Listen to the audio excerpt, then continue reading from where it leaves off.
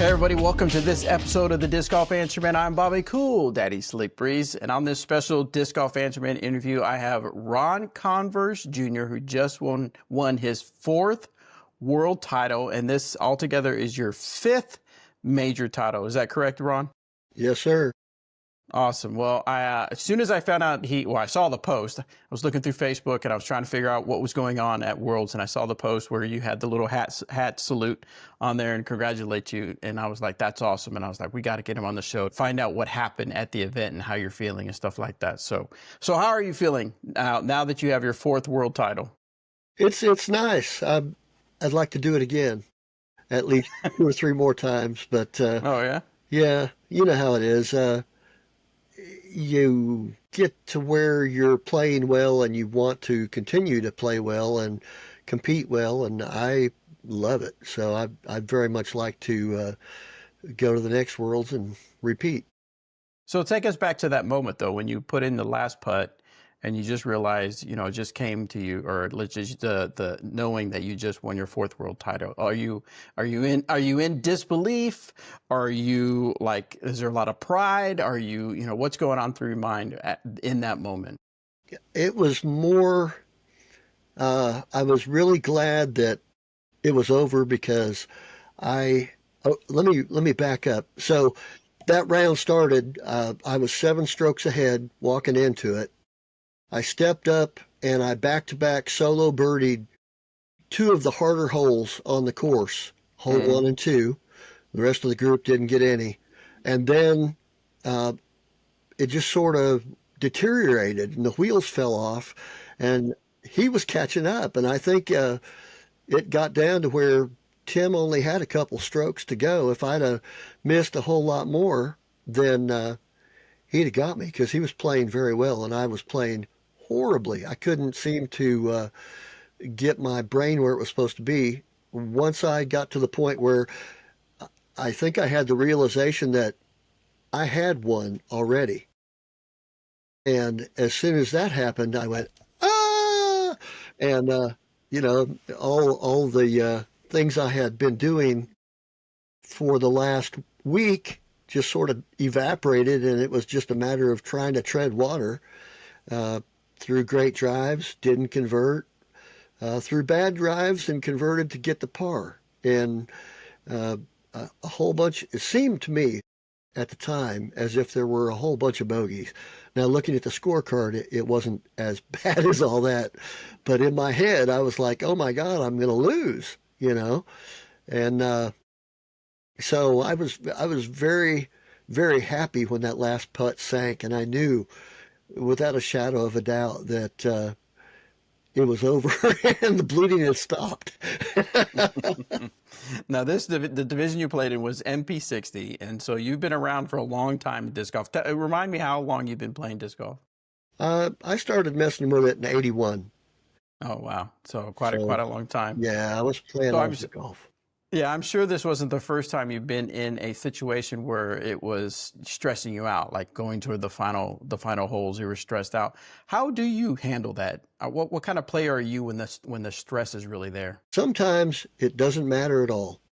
Really? I mean, I've been in big money situations where it was just another day playing disc golf, and at the same time, I've had occasions where the wheels have come all the way off, and I have fallen back. USDGC, good example.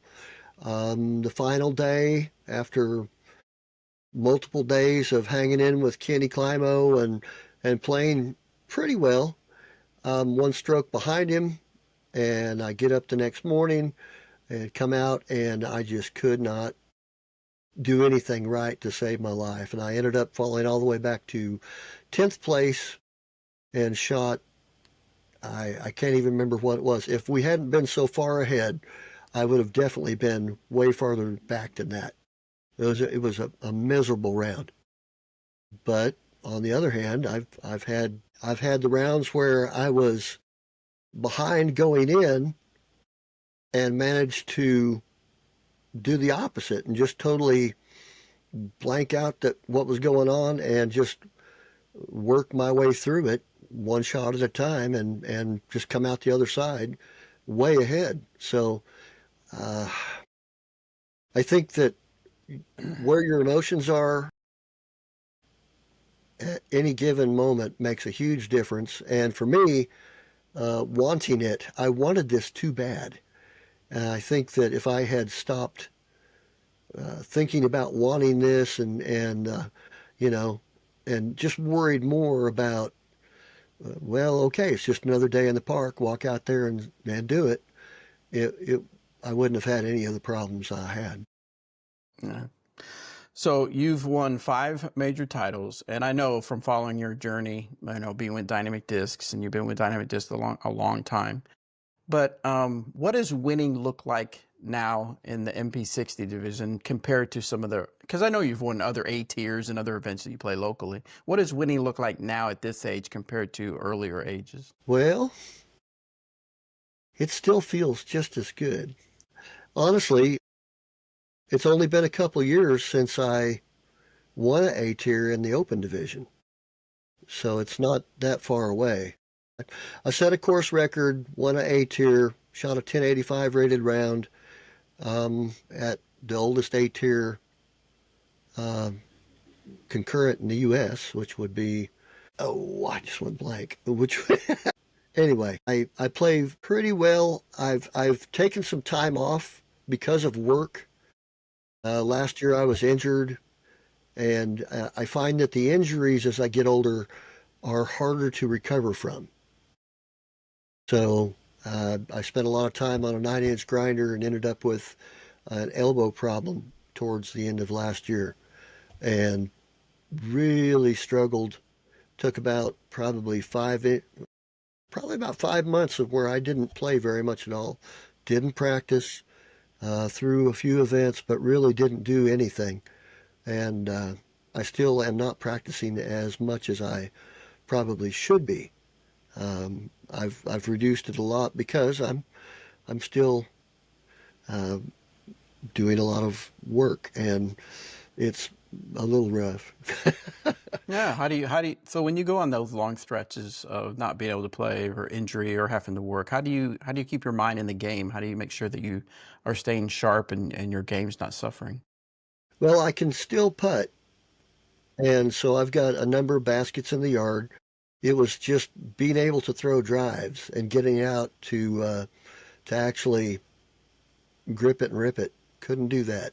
Field work really couldn't do that either, and that hurt my game quite a bit. So um, I know what I need to do to accomplish it, and part of it is getting the reps in and making sure as I go into the larger events like this that I have plenty of time on the course. And so I set up to uh, play. I think I played 4 or 5 um, pretty good sized events in the Masters MP40 division, and I won the last 2 of them. So I was feeling pretty good about how I was playing, um, and I know how I'm playing any given day. I get out there and play with whoever.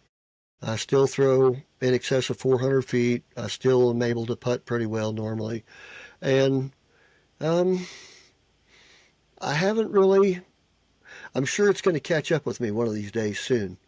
But as long as I maintain, uh, I think the work, while it's kicking my ass right now, is also helping me to maintain my physicality and my ability to perform simply because I have to stay in good shape to do the job. And that's a friend of mine, Jimmy Suter. He's also been in a very physical work for a long time. We both play uh, fairly even head to head on a normal basis. And I've got him by maybe 10, 15 years. But we were talking about it and decided that the work is what was keeping us in the game, even though it was sort of a hassle to try and get around it.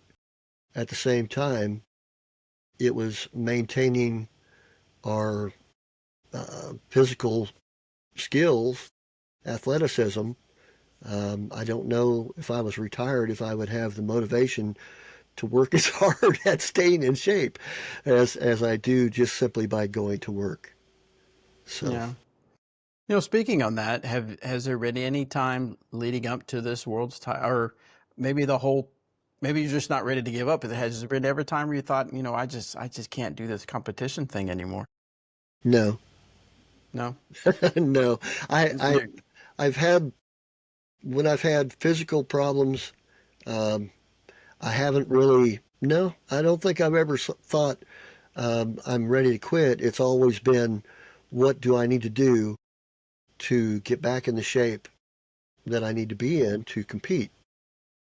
And I think that's more the mindset that I've got is I want to see how far I can take this.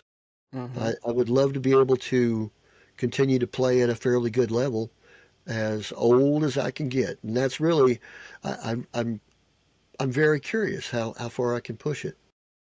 So I'm going to keep trying until I can't.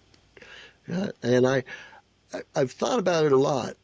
And I think it's going to be the small things, arthritis or, something, the inability to grip the disc properly is probably going to be what takes me out because I'll still be able to walk around and do the rest of it. And my arms and shoulders will probably be great. But I'm assuming that the grip is probably going to be the hard part. So I've Yeah. been thinking about that and trying to figure out how I can work around that as time goes by.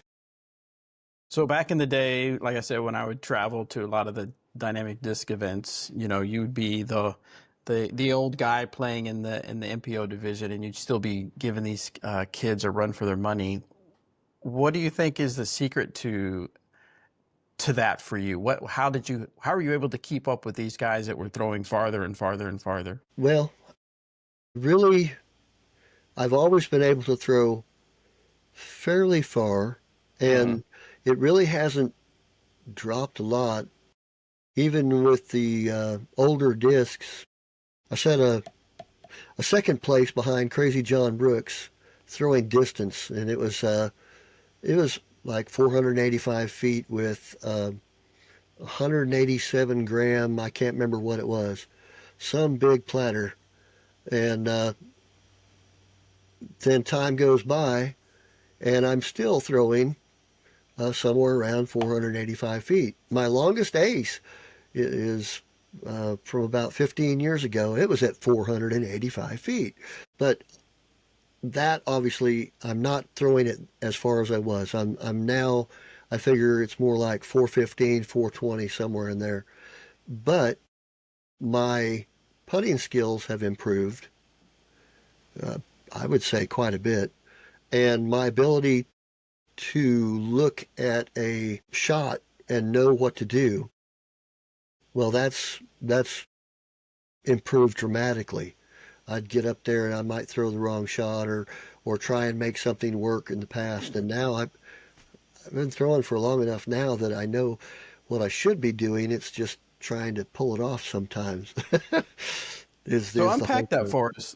unpack that for us a little bit. Like, what are you thinking when you walk up to the T pad and you're looking, at the layout? And I know you can't. It's hard to give a general answer. I'm assuming maybe because of so many different layouts that are out there. But what's going through your mind? What are you looking at first to kind of figure out what disc you're going to use, and then how do you go through the whole process of knowing how you're going to throw that disc?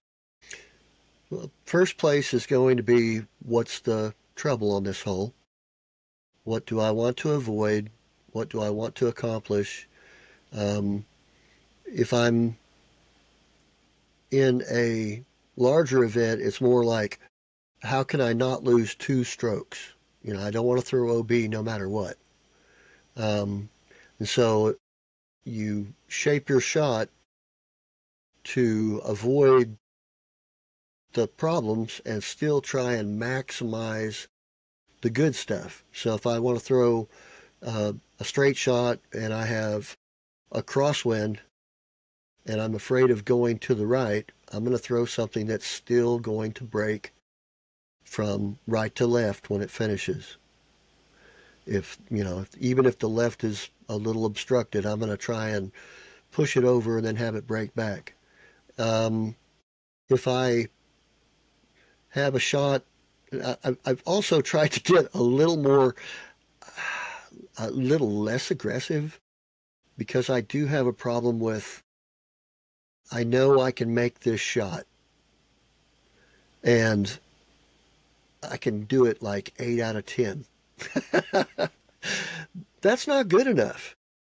I mean, honestly, if you fail to convert, then you just lost a stroke, or you stuck it somewhere where you can't throw. And a lot of times, it's as simple as trying to go through a window, or uh, not choosing to pitch out when you should just pitch out and take your lumps.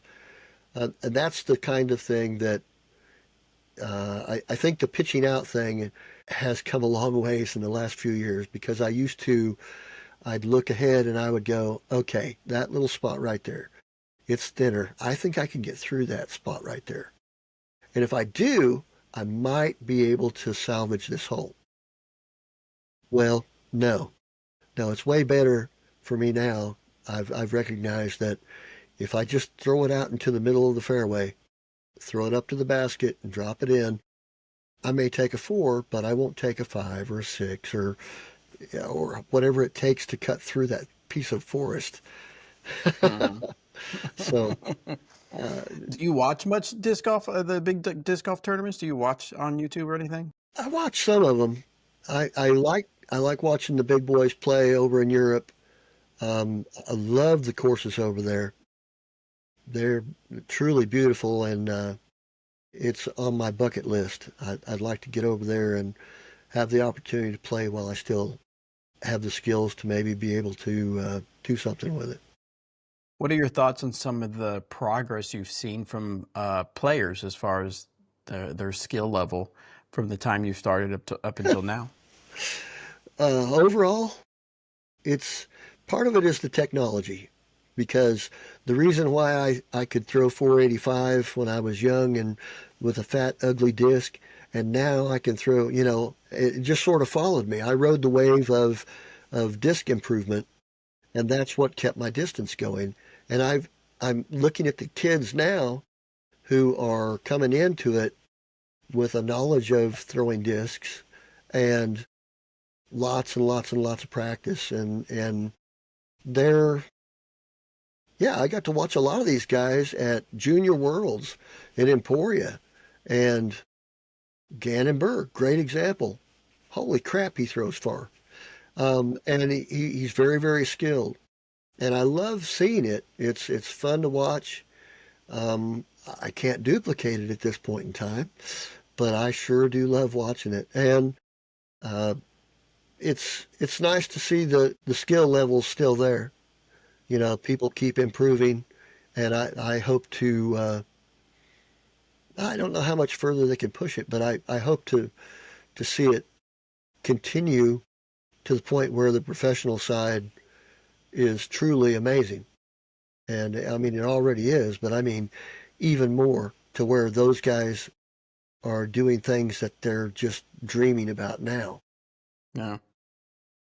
So take us back to, or take yourself back to, let's say, not quite when you first started. Let's say you've been playing for 2, 3 years. What's some advice you'd give yourself back then? Wow. That's a tough one, because 2 or 3 years puts me at the first beveled edge disc. Um, so honestly, I think I really started competing in the early 90s, and in like 91, 92, 93. And I, I played a lot. Anytime I wasn't at home or with the kids, I was at the course, or I was dragging the kids with me to the course. It really, I would have spent more time practicing putting and focusing on the different, well, right now I putt different ways. I'll putt with a stagger stance. I'll putt with a straddle.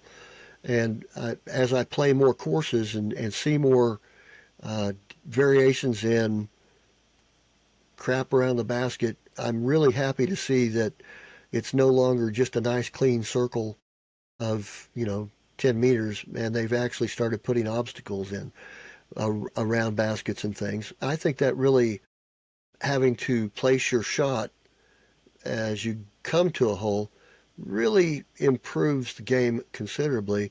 But the other part is that if you know how to manipulate around stuff with your putt and not just throw that straight putt every time, then you're ahead when you don't quite get it where you need it. And so you can maybe throw it around the tree or throw it over the rock, or, and you get better at uh, finishing a hole. And I think that's a big deal because nobody ever is perfect. And especially on the more difficult courses, if you are off a little bit on your drive, that puts you in a rougher spot for your second shot. And with your second shot, you have to get to the basket usually, and or get in a position to throw in a putt. And so it just becomes much, much harder. With the older courses, approaches were simple, and I am very good at simple approaches. It's the ones that are more like another 400-foot drive followed by where I want to put it. That's a lot harder now, especially if you have a congested landing zone. Being able to putt around that stuff is very important, and I would have told myself that long ago. It's not going to stay like this.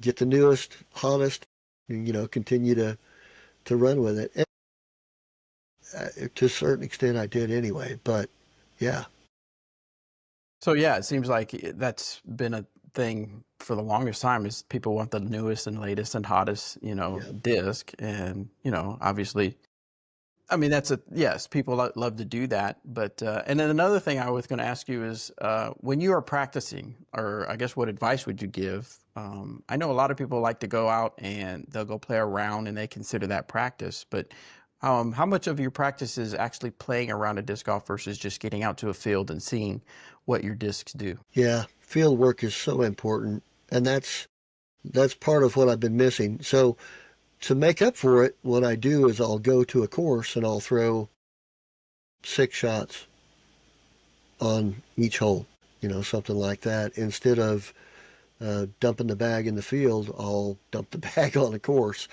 And I'm sure that in busier places that's hard to do. I've got enough courses around here that I can find one that's not got a lot of traffic and just spend some serious time working on trying to low ceiling, or the different types of shots that I might have to do on top of just open field shots. I I think that working with obstructed fields and trying to bring it around trees, and working less with the open field shots is really beneficial, because it seems like course design's going more for tunnels and more for uh, high difficulty, throw it to a certain area and then have to throw it from there. And I love those courses because I can score well on them. And people that throw really, really far might have a little more trouble because, well, I remember when I was just learning to throw far and I could only throw like 300 feet, and it made a lot of my decisions really easy because I knew I couldn't throw any further than that. I would pick a spot at the farthest distance that had a good landing zone where I could continue from there to get to the next, the next shot. And it, that was, I didn't have a choice. Now these guys that throw, 500, 600 feet, they have to figure out on those shorter holes that are constricted where they need to put it so they can get to the basket. I dislike watching courses where they're allowed to just throw a shot that's sort of the general direction, but maybe 300 feet the wrong direction. You know, Las Vegas shows up every now and again. Some of those open fields where they're not trapped by OB or by natural hazards, they can just throw a big spike and it doesn't matter. And so they'll get a 3 from somewhere, from wherever.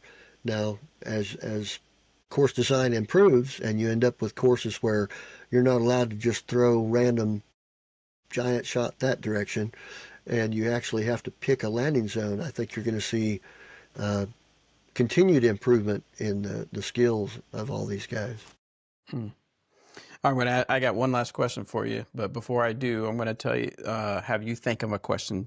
What I've been doing with these last episodes is I'll kind of switch seats with you and have you ask any question you want to ask, just to bring up the conversation if you want to talk about. So I'll let you think about that. But before you do, I'm going to make you think more and ask you, so let's say you've got one round of disc golf left, you're for your entire life, right? What course are you playing? What 4 discs are you using? And then who are you playing it with? Wow, this is sort of mean. Well, do I get to drag them all with me to wherever? Yes. We're going to Europe. Okay. Yeah, and man, I'm not sure which one I'd pick. Mm-hmm. There's some beautiful courses over there. There's some beautiful courses over there. But I would be in Europe, and I would take, I would take an Enforcer, a Ballista Pro, an Escape, and a Judge. Oh, okay. No need for bid range, huh? That's I can throw my Judges almost as far as I can throw most of my mid ranges. There's a few exceptions, but I think I can do an Escape. I don't know, man. That's just such a. I know. The Enforcer, though, that's a pretty, well, for me it is. It's a pretty overstable disc.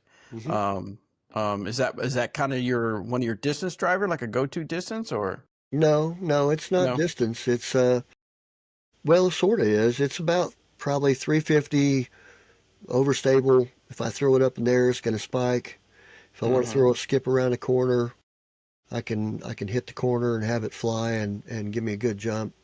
There's a lot of tricks. I can lean on it with a forehand and probably get it about 290. That's about it. But it would give me a little more flexibility in there. Is that Escape going to be a flippy Escape for you, or pretty No, straight? I've got some that are fairly straight, Mm-hmm. and basically I'll put a tiny bit of hyzer on it, and it'll just barely turn over. And it's just, yeah, really darn straight. I've enjoyed the Escape throughout the years. I don't think it's changed a lot. It's just a matter of putting a tiny bit of hyzer on it and throwing it, level or however you need it. I don't want to go too product heavy, but it was interesting. I had requested from the team to send me some throws of the Heist because we're having a Heist release here pretty soon. And you actually had a kind of a different take than what you've seen people talk about on the Heist. Kind of tell me about that. I've heard a lot of people say how understable it's going to be, and that's not my experience. I'm finding it to be, if I hit it hard, it'll flatten out and go straight, very straight, and it will finish with a nice predictable hyzer finish. It's not flipping over. I think the video I sent you, I actually released it with an anhyzer and had it come all the way back over left of center fairway. So it's still got quite a bit of strength in it. Even into a headwind, I was finding a very straight flight. I look forward to seeing maybe what the other plastics do. I wouldn't mind having one that was a little more understable just to play with because it goes very far. It Yeah, it has does. good glide, and yeah, the only reason it's not one of the 4 is because I'm not used to it yet. Mm-hmm. But I picked one up. Somebody had left one in Topeka. I was up playing Topeka, and it was right after the glass blown, and somebody had left one out on the field, and so my group, uh, everybody had thrown one. I hadn't thrown one yet, and so I picked it up and just launched it, and it was a clear one, and it went dead straight at about 430, 440. Very nice. Didn't really turn over, didn't really hyzer a whole lot, just was pretty straight. So we all signed it and turned it in. So somebody has there was no signature or anything on it. Yeah, that's funny. Another thing before we jump to your question, I know, and it's a project that you and I just could never get off the ground. It felt like, and I don't remember where we ended up with it, but it was your big. You had when you were with Discraft, you had written a very long but very well written post or blog post or article about throwing in the wind. Yeah. And then we transferred it over to dynamic discs, but then we wanted to do more with it. But tell us, so because you played mostly in Kansas, right? Kansas is pretty much where you've been playing the majority of your Oklahoma and Kansas. Oklahoma, Yeah. no, Oklahoma, more Oklahoma, yes, more Oklahoma. And you, of course, you've been down to the Texas tournament when dynamic disc was in Texas. Tell us real quick, what's your quick down and dirty of playing in the wind? Quick, down and dirty. I don't know if you can do that because it was a pretty extensive article. It had really good information in Yeah, it. the simplest one would be don't allow the wind to hit the bottom of your disc unless you want to push. If it hits the top, it's going to push it down. If it hits the bottom, it's going to lift it up and may not let it go where you want it to. So it really depends on the effect you want, but if you want to be safe, you want to have the wind hitting the top of your disc. Interesting. That's the simplest. Yeah, we'll have to dig into that a little bit more as time goes by. The article, it was a magazine article that was called Mastering the Wind, and it stayed on the Discraft website for 7 or 8 years. And then when I moved over to DD, I brought it over. And obviously I've put it on several discs, the basics, the wind directional, and last year I released one with a hot stamp again. So they're out there. That's awesome. All right, what question did you come up with to have a conversation about? Well, I'm curious what you think about the progress of you've been in doing media for this sport for some time, and I think media was always sort of a catching point, trying to get it in front of more people, and now it seems to have sort of made the corner. I saw it all over the place in places that I wouldn't expect to see it, but I'm still getting asked occasionally about you all go down there and you throw frisbees at what do you throw the frisbees at? So when are we going to get to the point, and what needs to happen for the media to have a big enough effect that I don't get that question anymore? That's a great question.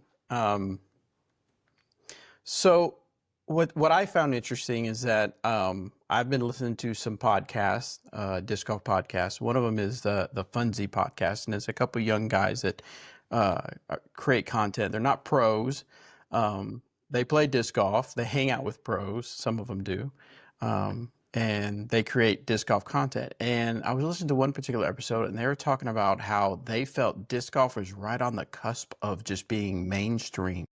And they just like, if we just get more money into the sport, or if we just would end up on some big, sport channel. And I'm thinking, my gosh, we've been saying that for how many years? I mean, literally word for word. I mean, we've been on ESPN, of course, it was the lower, I guess you could call it lower level ESPN channels.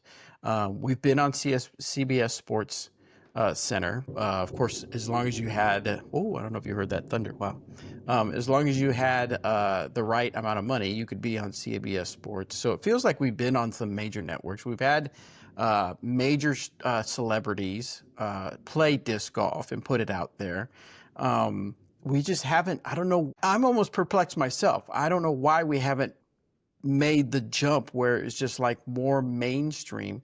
I mean, a lot of people can blame the whole, people still think we're hippies. I mean, Jimmy Fallon and Brad Pitt just put, I don't know if you saw that I video, saw but it. they're wearing tie dye and they're throwing, they're throwing actual lids. They're not throwing disc golf discs, but they're throwing into a basket. We recognize what a basket is, but they're being goofy and silly. Of course, they're comedians. That's what they do. They make fun of things, but even that, to the extent it's like, wow, that's still the persona put out there, that just a bunch of hippies wearing tie-dye, Hmm. throwing these big round pieces of plastic.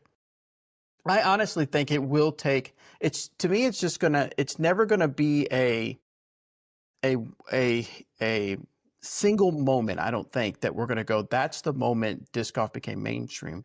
It's the little things here and there, the appearance on Jimmy Fallon, whether it's how stupid it is, the guy from Game of Thrones out there posting stuff about playing disc golf, some celebrity getting into disc golf and playing it a little bit more.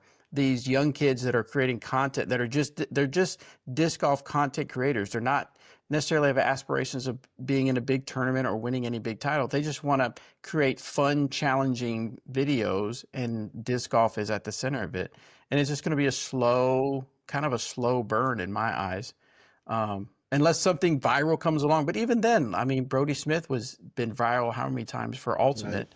And they're still not a huge sport, but I think the numbers are probably bigger than disc golf. Maybe I'm not Yeah. 100% sure, but I think it's going to be a lot of small moments that lead to the time where you won't have it asked. It won't be asked of you quite as often. I mean, even in pickleball's much more bigger, it feels like, and I still have people ask me, what is the kitchen and what is this all about with pickleball? So I don't know if it ever go away, but um, I don't know, but I guess let me come back to you and ask you, when will you think, is that kind of your litmus test of when disc golf is made it, if people don't ask you about throwing what at a what? Well, I get it less in different places. Yeah. So I it used to be, even in the home courses area where we've got five, no, six courses in Ponca City now. I would still have people say, you play down there in the park, and those are baskets. Those, what do they do? You throw it into the chains and it fall. Oh, okay, I see. And you'll have to sort of work them through it. And um, for a while, it seemed like that had gone away. And then as I traveled more, I would run into it in other places, and a lot of the stigma has changed because, well, frankly, the hippies are starting to become a dying breed. Um, they've aged out, and now you have, it's more like bowling. It's become a very serious blue collar sport to a certain extent, at least in this area. Hmm. You'll find all the guys that are working the local, well, just assemblers and people that are working all the factories. That's their blow off time. They'll go out there and they'll throw things at trees. And Yeah. I understand that. That's there's not a whole lot better for your peace of mind than walking through a park throwing things at trees. And if you can do that with your friends and make fun of your friends at the same time, you're way ahead, mentally and physically. And so I think it might possibly take the place of bowling in the long run. That's in sort of that direction. Um, but I was just curious, if there was a media, if you thought perhaps the answer was in in your venue in media, maybe getting it out there. I remember the Albatross. We all thought, oh wow, Hmm. that made all sorts of news. Billy Engel, the top 10. That Hmm. was a big deal. James Conrad, the Yeah. holy shot. That was huge. I had people. I remember when that happened. I had people sending me the clip saying, "Oh my God, I see your disc golf is now in, on this channel, whatever. So that Right, was a big deal right. too. And part of that was timing. As we get closer into COVID and all the people that came along, there's a ton of people who have no idea who I am. And it's sort of fun. I almost want to do one of those, like the old man dresses up and goes and, you know what I mean? The Yeah. basketball player dresses up like an old man, goes down to the court. Yeah. I almost want to hop in and go down to one of the like Charlotte or something and stop on one of the harder courses and ask for directions and how I play. Did you throw it like Mhm. this? And I think that'd be tons of fun. That would be funny. But yeah, I just wondered what you thought, Bobby. Yeah, I mean, yeah, obviously if we were to, all of a sudden be on, mainstream ESPN or something like that, that would be beneficial. But it almost is though, like I said, I don't know that it'll be one big moment because what if we, I don't want to say that maybe we have failed. We had the moments, like you said, the albatross. We had the moments where James Conrad and the holy shot and all that. Um, did we take advantage of that enough? Did we, No. did we, I don't know what, I can't answer the question as far as saying what should we have done? And I'm not saying nothing was done, but maybe not enough was done. I don't know. Um, I do know that, it is a successful sport. I mean, there's still people commenting now. I see, why are you calling this a sport? So there's still a lot of people making fun of it and stuff like that. Of course, there's people making fun of pickleball, and pickleball keeps Right. getting bigger and bigger. So I don't know, but I'm along for the ride. I'm here to ride the waves and have a good time. And what's interesting is that, I've been gone for 4-ish years from disc golf. Some has changed, not a lot has changed. Some of it has just kind of progressed a little bit, but even the outfits that the people are wearing out at tournaments has changed over the years. I feel not since the time I've left, but I can say within the last probably 7 or 8 years, it feels like even the outfits that they're wearing on camera has improved.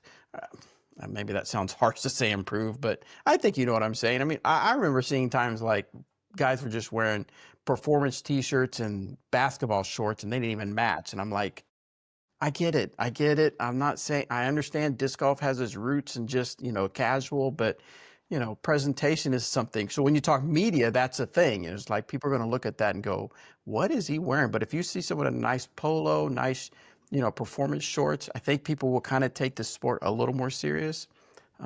So anyway, yeah. All right. Well, Ron, I appreciate you coming on the show and talking about your experience. And again, a big congratulations on your 4th world title.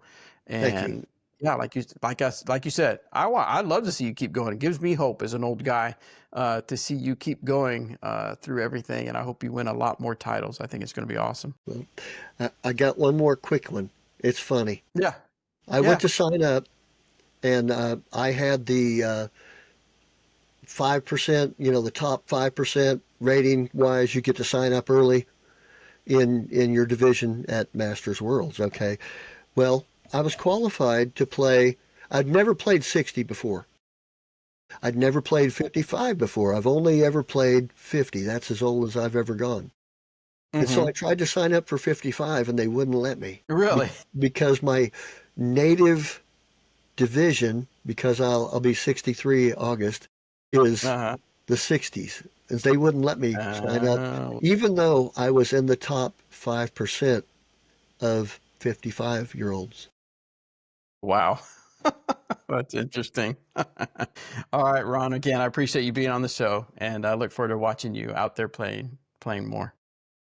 Thanks, Bobby. Have a good one, man. You too, man.